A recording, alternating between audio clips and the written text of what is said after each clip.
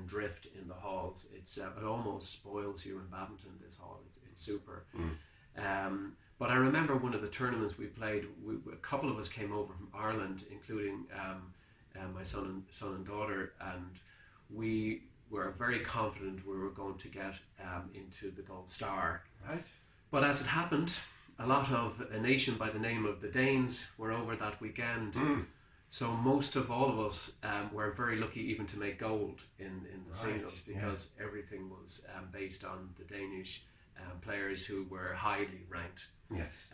But again, that was probably a fair testament to the top 16 players in England at that time, under whatever age category it was. It might have been under 13 or under 15. I think it was under 13. Very good. So the system is there, and that's why we all, like as in Badminton Ireland, we all have a good system, so we all know the rules and we have to stick to the rules.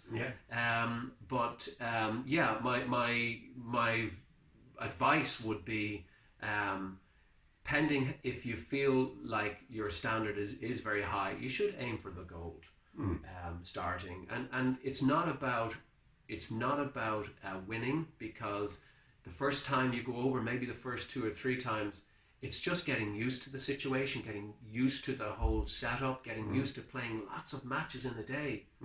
Like, for example, Mark, if you're playing singles, doubles and mixed, you're guaranteed, usually, that's at least 7 games minimum in one day. Minimum. That's a lot, It could be 9 or 10.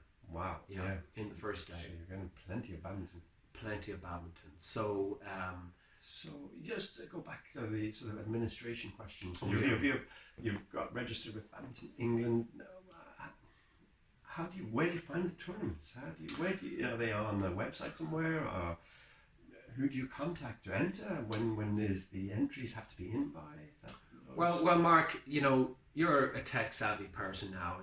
I'm not sure what classification you get. Are you a Gen X or a baby boomer? But whatever. But this new generation, all these badminton players, they're pretty much known as Gen Z, Gen Z, maybe Gen Y. So if you're kind of early 20s or under, you're Gen Z. And they use the mobile all the time. Right. Yeah. Just like our own badminton site, mymobilebadmintonshop.ie, people don't have time to go to shops and places. They just go onto the website and hopefully the goods are delivered if you trust the guys, And we're very trustworthy, Mark, So yes, we know that. We put our reputation out on the line. Absolutely. Well, you do every time you play badminton too, Mark, and coach. So yeah, you have to go on to badmintonengland.co.uk. Okay. That's number one. Right. Just like you go on to badmintonireland.com, I think. .com or .ie, I think it's .com.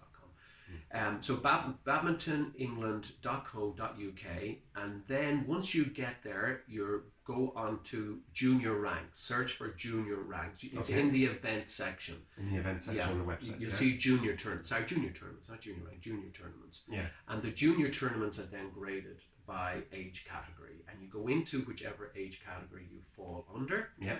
And make sure the dates are the right dates. So if it's December now, let's say you'll be searching anything from December 2019 to maybe the end of the season, June 2020, and it'll list all the events that are coming up in that time period. In that time period. It'll show how many weeks are left for some of them, so it gives you good prompt reminders. And once you do that, you go in and you have your registration number. So you just register, you sign in with your password, and you make your payment online. Right now we do in Badminton Ireland. You have to make payment on PayPal, a good secure payment system, which actually is on that side as well, which is good because people need to trust when they're spending money. And you pay in your sterling, and it's translated into euros, and you get an official email from Badminton England. Right. And then you continue to train hard to prepare on the countdown clock. And as soon as you get close to the week of the event, you'll get an email from Badminton England to say that you will be playing your first match on Saturday, let's say at 9:30 on your mixed. You'll be playing your second match in terms of your if you've entered singles at 1:30, and you'll be playing your third match in terms of your doubles around 4:30, and they are usually the times, you know. But the final thing is they won't reveal the draw till the Thursday night. Okay. So any of our audience and our viewers and our badminton followers listening to this video, Didn't know that. they won't. And I'll tell you why, Mark. Why? I'll tell you. Yeah. As smart as you are, maybe I've finally thought about something you don't know of. There's a lot I don't know, John. No. Well, I know what I know, and I know what I don't know, and then I don't know what I don't know. Anyway, they want to make sure all the players come and play. And in the past, experience would show some players don't like to play against the top seeds and won't travel from Scotland or from southern England to go to the event thinking I'm going to get knocked out in the first round, or I'm not going to get out of my pool table. Which is total shouldn't be the mindset. You should be saying, great, I get to play the top person. You get to learn. So you get to learn. So they don't reveal that till very late on Thursday night after everybody's gone to bed. And therefore at that stage most people have travelled, or at least decided to commit to the tournament. And it's a really good idea what Badminton England do there, which is I commend them for that. That's the process there, I can Excellent. And you obviously there must be a bit of expense involved in this. I mean, you have to book flights, or a ferry, and there's hotels nearby. Yes. Badminton Hall. You have to do all of that as well. We all love badminton, Mark, and badminton is can be very expensive, but it's the value of what you get out of badminton as opposed to the price. It keeps you healthy all your life. Isn't that worth paying? My goodness. Yeah. Instead of having been in a hospital, go into a hospital bed too early in your life. So, for example, hopefully that wouldn't happen any of us. But it is expensive. You have to take into account your accommodation, which there's a lot of good hotels like the Premier Inns are really good hotels to consider. The travel lodges, Airbnb. But you get used to some hotels are right beside the venue where the competition is. And my advice is to try and stay there. Right, yeah. Because then you can come back to your hotel or to your room in between some of the games, because you may not be on for 2 or 3 hours, and it's nice for the players to rest, get some nutrition in, just to chill, get out of the hall. But coming back on the expenses, the earlier you can book your flights, the better. That's my advice. So commit book early. Once you get onto that Ryanair website, don't dilly-dally, book. Yes. If you go back on, the price is back up. Right, that is your experience. Yeah, they know that. Unlike my mobile badminton shop, the prices are the prices. They stay there. Just had to say that. Yeah. But you've got to be careful on the Ryanair website or Aer Lingus. But Aer Lingus can be a bit more expensive, but it is a bit more comfortable, but it's more expensive. What else do you have? You might have to hire a car. Yeah, right. Some of the parents like to hire a car, and pool sharing is a good idea. Yes. Cars are relatively cheap to hire in England, but you're best hiring with a reputable company. Otherwise, you could travel miles away from the airport, Mark.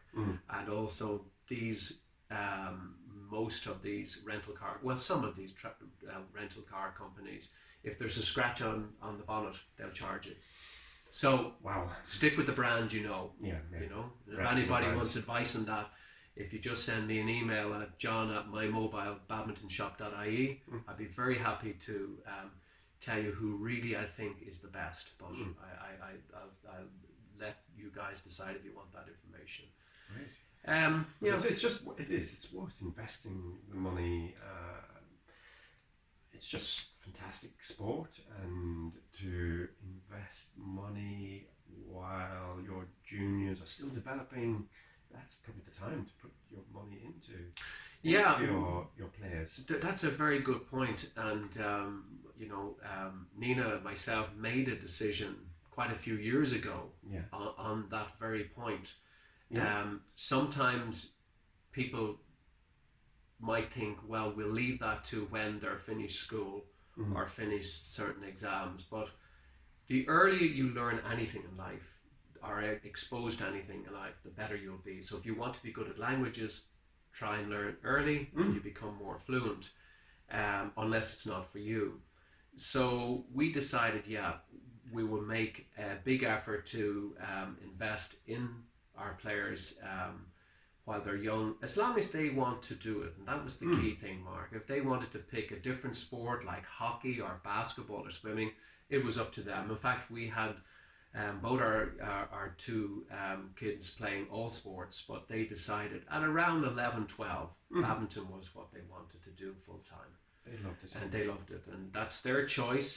I'm all for playing other sports that are complementary as opposed to conflicting. So there's some really good sports that keep your fitness levels high, and they're good. But I think the earlier you start, and it really comes back to the player, the individual, the hunger. If they're hungry to wanting to improve, and a young player who's 11 is looking up to a player 13, 14, wanting to be that player, and the player 13, 14 is looking up to the 17, 18 player, and the 17, 18 player is looking up to the players, say 24, 25, and then the players 24, 25 is looking up to you, Mark. Yes. I'm still going. And you're looking up to, is it Ray Stevens somewhere up there? I don't know. I hear these names. I don't know. Or Martin Frost, or who these wonderful badminton players are. I remember them all, Yeah.